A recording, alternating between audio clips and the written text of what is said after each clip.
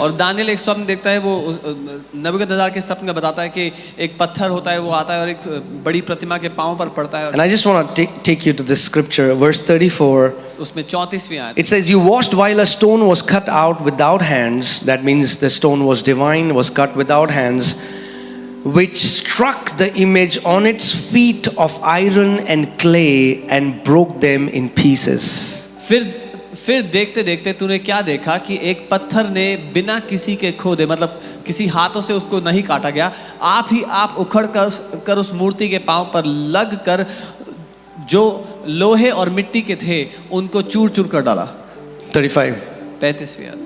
Then the iron, the clay, the bronze, the silver, and the gold were crushed together and became like chaff from the summer threshing floors. The wind carried them away so that no trace of them was found.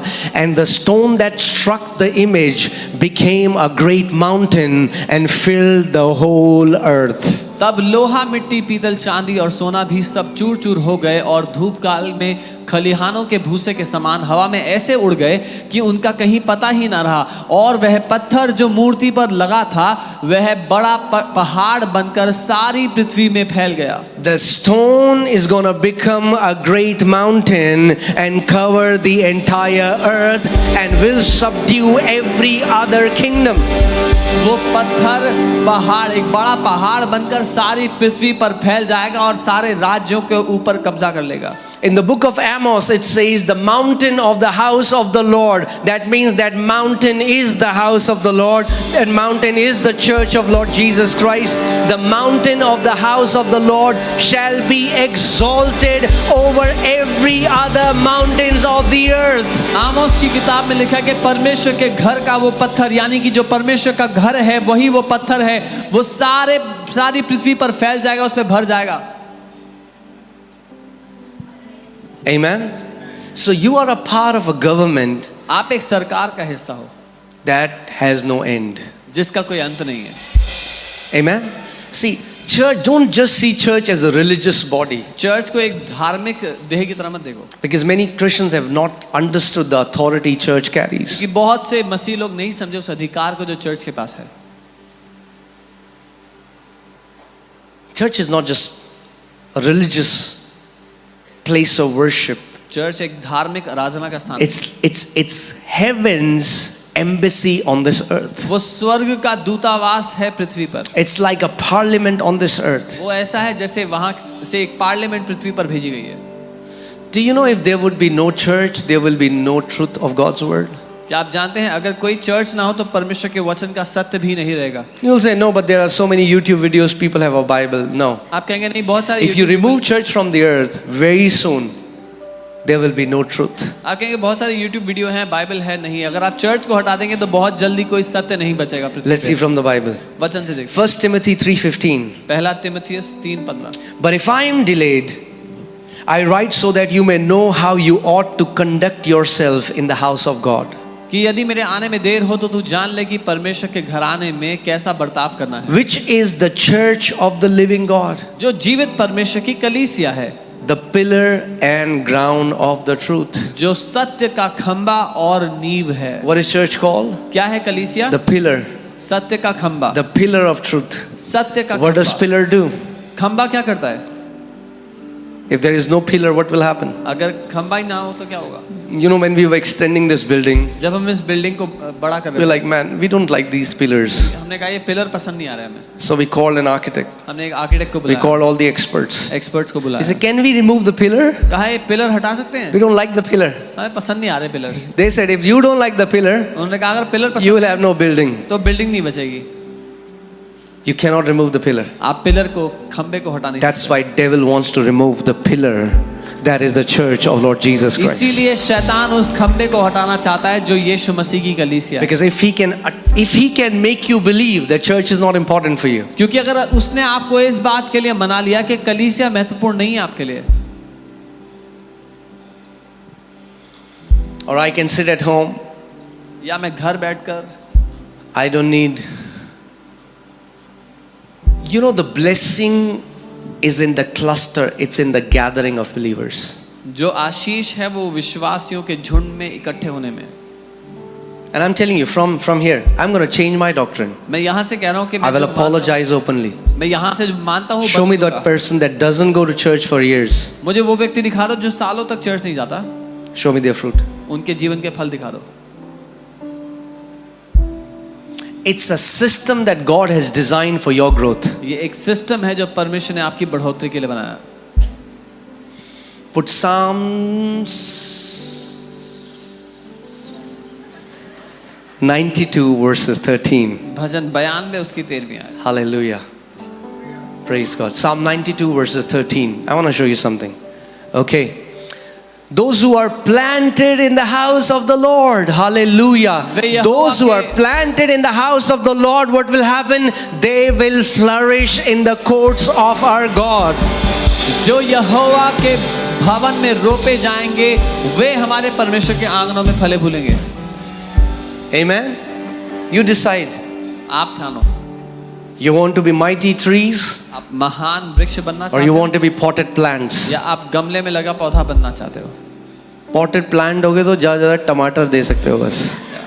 It can maximum it can produce tomatoes। But if you want to be mighty trees, लेकिन अगर आप महान वृक्ष बनना चाहते हो then Bible says तो Bible कहती you है have to be planted in God's house. आपको परमेश्वर के घर में जड़ पकड़ना जरूरी है। Amen. आमीन। The trees that are planted, जो पेड़ भूमि में लगाए जाते their हैं roots starts to go deeper. उनकी जड़ें गहराई में जाना शुरू कर देती हैं। I'm telling you, you take the example. The people who are with us from the beginning and have remained, I want you to ask them what is their life today, how it was when they came. They will tell you. जो लोग शुरुआत से I'm telling you, it's not a doctrine. People who are planted, their lives will speak. Their fruits will speak for themselves. जो लोग शुरुआत से हमारे साथ हैं उनसे खुद पूछ लो कि क्या फल है उनके जिंदगी में, क्योंकि जो लोग जड़ पकड़ लेते हैं उनके जीवन उनकी गवाही देते हैं, उनके फल उनकी गवाही देते हैं। Amen. I asked somebody, I said, hey, I went to Dubai. I met somebody. I said, which church do you go? They said, I go to 3 or 4 churches. मैं दुबई में किसी I से said, what does that even mean? मैंने Dubai में किसी से पूछा आप कौन से चर्च जाते हो? कहते हैं मैं 3-4 चर्चेस जाता हूँ। मैंने कहा इसका मतलब क्या है?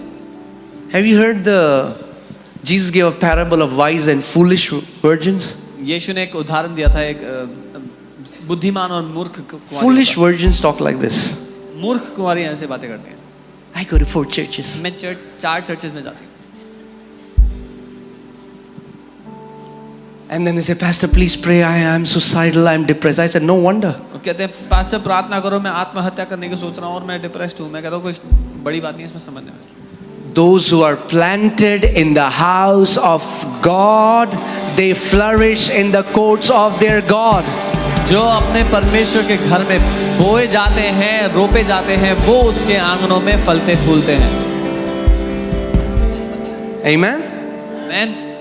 Being planted is very important. जड़ पकड़ना बहुत महत्वपूर्ण है, रोपा जाना बहुत महत्वपूर्ण है, That you keep growing. क्योंकि आप बढ़ते Keep रहेंगे, growing. बढ़ते रहेंगे।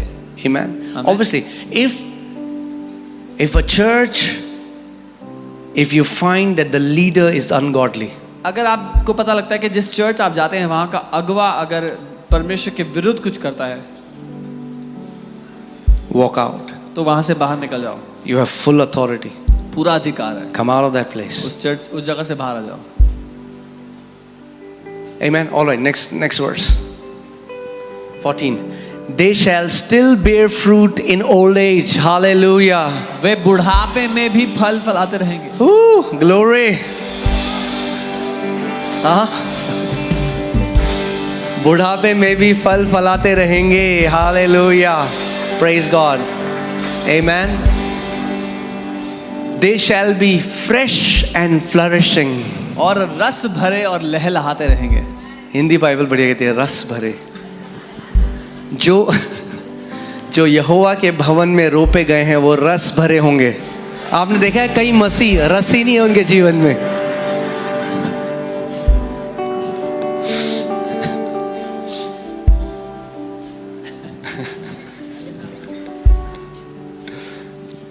ओह, काश आप वो देख सकते जो मैं देख रहा हूं यहां से.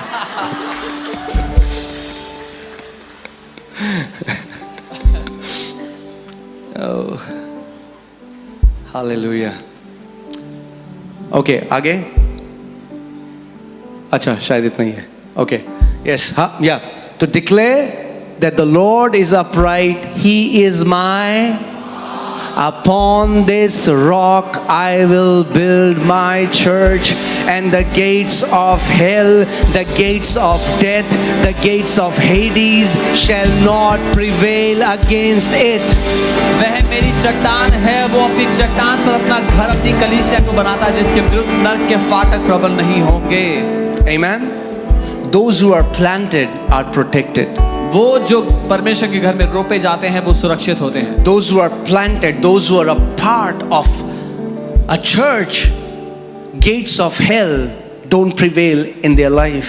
वो जो एक कलीसिया में रोपे जाते हैं, नरक के फाटक उनके विरुद्ध प्रबल नहीं हो सकते. Think about this.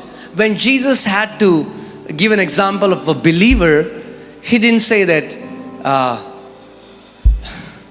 He didn't use any other animal. He didn't say तुम भालू हो. जब यीशु को विश्वासियों का उदाहरण देना था, he did not compare them. उसने उनको किसी और जानवर से तुलना नहीं. उसने नहीं कहा तुम भैंस की तरह हो. He didn't say you're like buffaloes.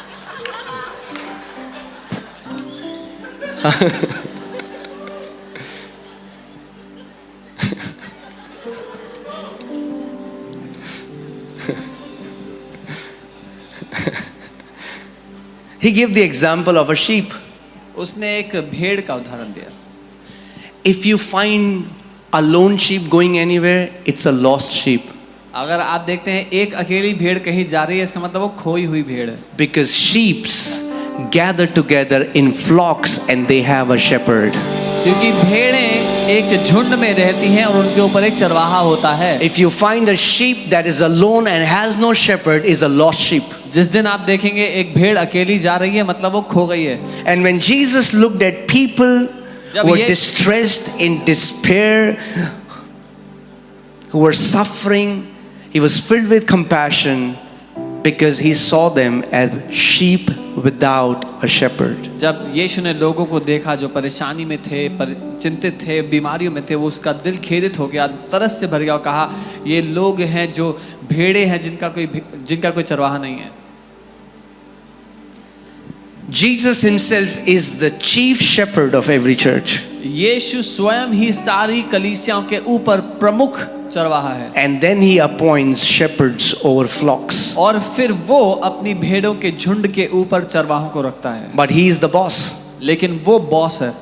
Everybody in the church is removable by Jesus. Church में हर कोई जो है वो हटाया जा सकता है प्रभु यीशु के द्वारा. Are you getting what I'm saying? समझ है जो मैं कह रहा हूँ. So when you see, when we see about the church that it's the pillar of truth, it upholds God's truth. जब हम देखते हैं कि कलीसिया वो सत्य का खंबा है, परमेश्वर के सत्य को बचा करके रखता है. That's why devil hates church. इसीलिए शैतान नफरत करता है चर्च से. Devil doesn't want anything to do with the church. शैतान नहीं चाहता कि चर्च हो. Because church is the pillar of truth. क्योंकि चर्च सत्य का खंबा है. And it's the pillar and the ground of truth. वो सत्य का खंबा और सत्य की नींव है. Truth is standing on the ground. वो जो सत्य है वो एक नींव पर टिका हुआ है. All of you who are believers, आप में से सब लोग जो let विश्वासी me हैं, ask you this question. मैं एक सवाल करता हूँ.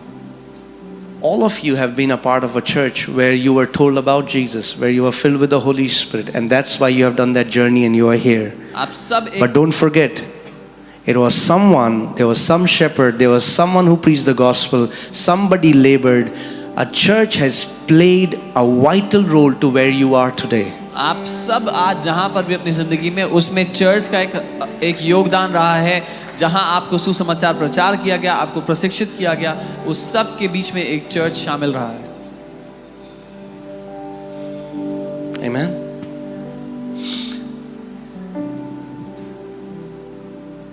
And because it's a governmental body, it's like a government. It's not like a government, it is a government. क्योंकि ये सरकार की तरह है, और सरकार की तरह नहीं, सरकार है. मैं कहूँगा Jesus spoke a lot about kingdom. यीशु ने अपने राज्य की बात की. Do you know every kingdom has some protocols? आप जानते हैं हर राज्य के कुछ नियम कानून होते There हैं। is no kingdom that's haphazard and wild and you can do anything in that kingdom. No, that kind of kingdom doesn't exist. ऐसा कोई राज्य नहीं है जिसमें जिसका जो मन चाहे वो कर सकता है। If it's a kingdom, अगर राज्य है then it has certain protocols. तो उसमें नियम कानून In the होते same manner, हैं। ठीक वैसे kingdom of God has certain protocols. परमेश्वर के राज्य में भी कुछ नियम कानून है। We were in Oman recently. हम हाल ही में ओमान में थे। There is a king in Oman. Oman में एक राजा है। So the local pastor there, they were telling us, if the king's convoy is going, वहाँ जो पास्टर थे वो बताते हैं, अगर राजा का कॉन्वॉय जा रहा हो, and if any person stands on the road inappropriately dressed, अगर कोई सड़क पर खड़ा है जिसने सही से कपड़े नहीं डाले हुए हैं, not only they will receive a beating, they will be thrown to jail for 6 months. सिर्फ इतना नहीं कि उनको मार पड़ेगी, उनको जेल में डाल देंगे 6 महीने के लिए। Because they have dishonored the king with their clothing. क्योंकि उन्होंने राजा का निरादर किया अपने कपड़ों के तरीके से। Praise God that Jesus is not like that. प्रभु का धन्यवाद हो यीशु। But there are still protocols in the kingdom. लेकिन फिर भी राज्य में नियम कानून है। You cannot say no. See, God Almighty put a protocol. And I was sharing this in the morning service, but think about this. God, Almighty God, the Father of us all, God put a protocol. And what is that protocol? The protocol is, if you want to come to me, the only way you can come to me is through my son Jesus. Is that true? सर्वशक्तिमान परमेश्वर ने रास्ता ठहराया, अगर किसी को मेरे पास आना है तो मेरे पुत्र यीशु के द्वारा ही आ सकते हो। That's the protocol. ये ही सिद्धांत, यही तरीका। That's what God decided. परमेश्वर ने यही तय किया। Now some people say, no. अब कोई कहता है नहीं, We'll go directly. हम तो सीधे जाएंगे। I don't know where they are going. वो पता नहीं कहाँ They are not going to the Father of our Lord Jesus क्योंकि हमारे Christ. प्रभु यीशु मसीह के पिता के पास तो नहीं जा रहे हैं, They're going somewhere else. कहीं और ही जा रहे हैं। Because Jesus said, no one can go to the Father except through me. That's the way a protocol has been established. You cannot break that protocol. क्योंकि यीशु ने कहा कोई भी पिता तक मुझे छोड़ नहीं जा सकता, क्योंकि यही तरीका है जिसको ठहराया गया। See, Christians don't like protocol. When they hear the word grace, they feel grace means I can do what I want, when I want, as I want. Nobody should tell me anything. मसीहों को सिद्धांत पसंद नहीं आते, उनको जब अनुग्रह सुनाई देता है उनको लगता है कि अनुग्रह का मतलब है मैं जो चाहूंगा, जब चाहूंगा, जैसे चाहूंगा वैसे कर सकता हूँ। Look around you. आसपास देख लो। Every time in December, it's winter. हर बार सर्दी होती है। कभी ऐसा हुआ है गर्मी हो गई दिसंबर में? Has it ever been it was summers No. in December? No. The earth goes in an order. पृथ्वी एक तरीके All the से celestial beings, all the celestial planets go in an order. सारे आकाश गंगाएं नक्षत्र वैसे Everything that God designed is in order. जो कुछ परमेश्वर ने बनाया वो एक क्रम में काम कर रहा God is a God of systems and order. है। परमेश्वर सिस्टम्स और क्रम बनाने वाला परमेश्वर। But those systems are not to restrict you, those systems are to bless you. पर वो सिस्टम्स आपको रोकने के लिए नहीं है, लेकिन वो सिस्टम आपको ब्लेस करने के लिए है। Amen. So God sent his son Jesus. परमेश्वर ने अपने पुत्र यीशु को भेजा। Okay, I want you to understand this so that you understand. मैं चाहता हूं आप समझे इस बात को। Jesus said, यीशु ने कहा, many times Jesus used to say, I'm a sent one. कई बार यीशु कहते थे मैं भेजा गया हूं, I'm a sent one. I'm a sent by my Father. मेरे पिता ने मुझे भेजा है। I'm sent not to do my will, but the will of my Father. मैं अपनी इच्छा के लिए नहीं, लेकिन अपने पिता की इच्छा पूरी करने के लिए भेजा गया हूं। Jesus in heaven is co-equal and has the same power as the Father. अब यीशु स्वर्ग में पिता के बराबर है और उतना ही सामर्थ्य है। But he left all his godliness, became a man, left all his godliness, left all his power, left all his authority and came to this earth. लेकिन उसने वो सब कुछ, वो सारी सामर्थ्य, सब कुछ छोड़ करके पृथ्वी पर आ गया। Amen? आमीन। But then पर फिर he was given what we call delegated authority. उसको सौंपा गया अधिकार। Jesus said, all the authority of heaven and earth has been given unto me. यीशु ने कहा स्वर्ग और पृथ्वी का सारा अधिकार मुझे दिया गया। Have you read that? पढ़ा है? हाँ, स्वर्ग और पृथ्वी का सारा अधिकार मुझे दे दिया. Now you go. अब तुम जाओ। Now you see, now Jesus was given the authority. God sent Jesus, and Jesus said, if you receive me, you receive the one who has sent me. यीशु को अधिकार देकर पिता ने भेजा और यीशु ने कहा अगर तुम मुझे ग्रहण करते हो तो मेरे भेजने वाले को ग्रहण करते हो। Then Jesus chose the apostles. फिर यीशु ने प्रेरितों को चुना And he told them, if anybody receives you, they receive me. If anybody receives me, they receive the one who has sent me. और उनसे कहा अगर कोई तुम्हें ग्रहण करता है तो वो मुझे ग्रहण करता है और वो मुझे ग्रहण करता है तो मेरे भेजने वाले को ग्रहण। Then these apostles went to different churches and they appointed elders. फिर ये apostles अलग-अलग churches में गए और वहाँ पर अलग-अलग अगुओं को निर्धारित किया। So are you seeing there is a governmental way the church functions? आप देख रहे हैं सरकार के तरीके से चर्च काम कर रहा है। Put 1 Corinthians 12:28. पहला कुरिन्थियों 12 उसका 28। Okay. And come on, talk to me. And God, who?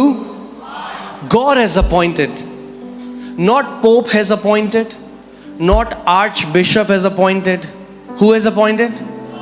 God. और परमेश्वर ने नियुक्त किया है, पोप ने नहीं, आर्च बिशप ने नहीं, परमेश्वर ने नियुक्त किया है। Amen. God has appointed these in the church. परमेश्वर ने इनको चर्च में नियुक्त किया है। God appoints people in the church. परमेश्वर कलीसियाओं में नियुक्त करता है लोगों। And God has appointed these in the church. First apostles, second prophets, third teachers, after that miracles, gift of healings, helps administration, variety of tongues.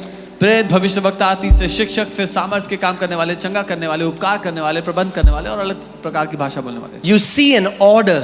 आप एक क्रम देखते हैं। It's God who calls. परमेश्वर है जो नियुक्त करता है।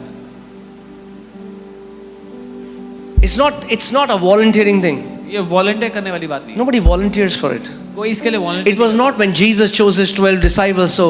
So Matthew said, ऐसे नहीं, जब यीशु चेले चुन रहे थे तो मत्ती जो था वो हाथ हिला हिला के बोल रहा मेरे को no. नहीं, Jesus chose. यीशु ने चुना, He chose. उसने चुना। Why he chooses some people, I don't know. वो क्यों चुनता है कुछ लोगों को मुझे नहीं पता। I would have not chosen myself. मैं अपने आप को ना चुनता। But thank God. प्रभु को धन्यवाद हो। He doesn't see the way we see. जैसे हम देखते हैं वो वैसे नहीं देखता है। Amen. God appoints people in the church. प्रभु लोगों को नियुक्त करता है अपनी कलीसिया में। Apostles, prophets, teachers. को। There are 5-fold offices. 5 दफ्तरों में God calls. परमेश्वर बुलाता है, God equips. परमेश्वर क्षमता देता God है, empowers. वो शक्ति देता है। And it's the same governmental system. और ये वही सरकार का तरीका है काम। So hear this. If you are coming and you are planted in a church, the first thing you should be sure is that is the man who is leading us, is he appointed by God or not? If you don't believe that, leave that church.